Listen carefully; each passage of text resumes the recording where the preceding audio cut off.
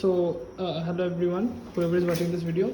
This is the demonstration of our final year project, which is a smart agriculture system for farm environment monitoring and crop selection using IoT and ML. We have built an Android app here, which connects with the whole IoT system, which consists of the Arduino Uno and multiple sensors and a water motor as well, which is used for the irrigation system. So first of all, connecting the Android app with the whole IoT system.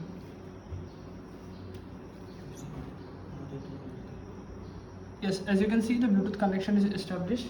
We established this connection using the 8305 Bluetooth module that is present over here. Zooming in, you can see it's a 6-pin module, and after the connection is established, we can, in the first screen, there are 3 dashboards overall in the app: the weather dashboard, the soil dashboard, and the info dashboard. In the first screen, we can see the temperature as well as the humidity. The temperature and the humidity are being monitored, and the values are being sent by the DHT11 sensor, this one in blue. And moving on to the soil dashboard. Yeah, so the soil dashboard has, as you can see, there are NPK, nitrogen, phosphorus, and potassium mentioned as well.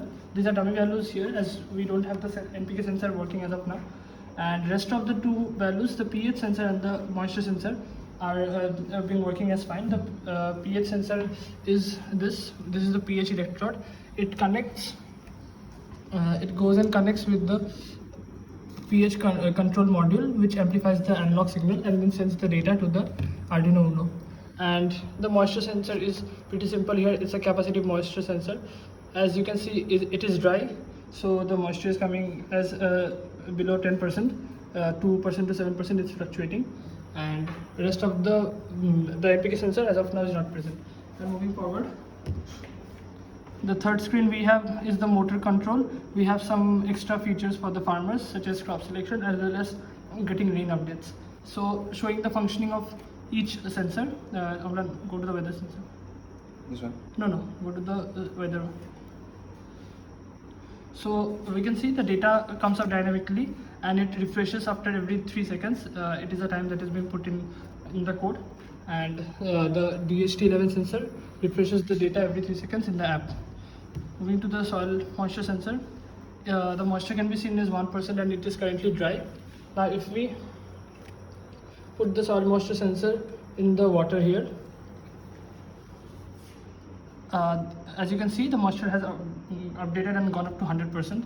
And if I zoom out a little bit, please take out the soil moisture sensor.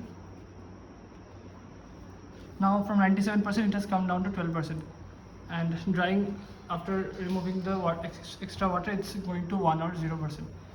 And rest is the pH sensor.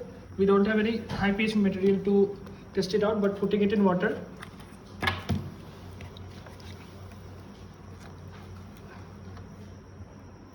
we can see that from 5.2 it has increased to 6.1, because water, the general mineral water, it's more basic in nature, and as you can see, it's fluctuating.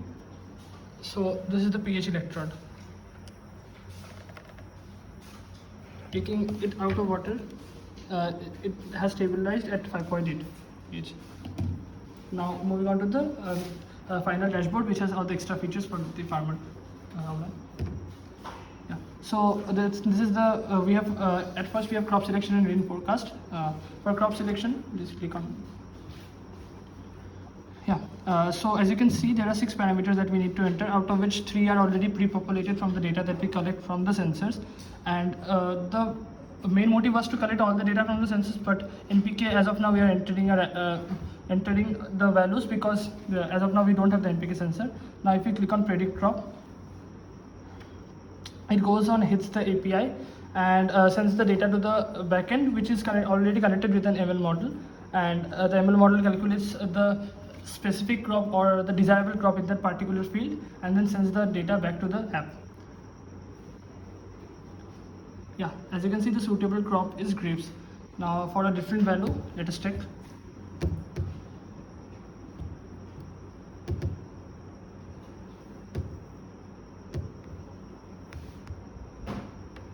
Yeah, as you can see, the suitable crop is muskmelon. Okay, now moving back.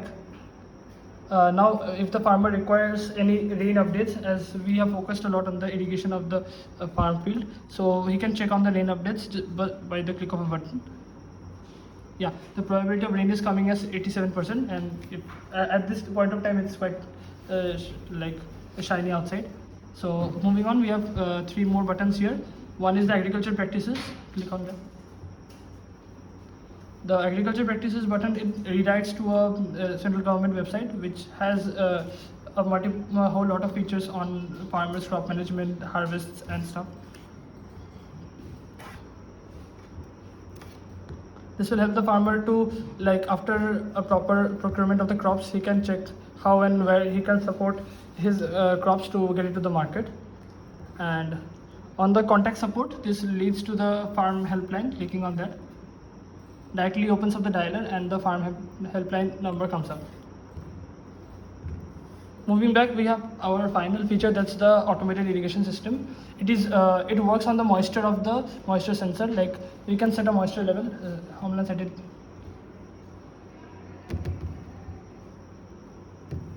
Like, for example, you have set it at 60%.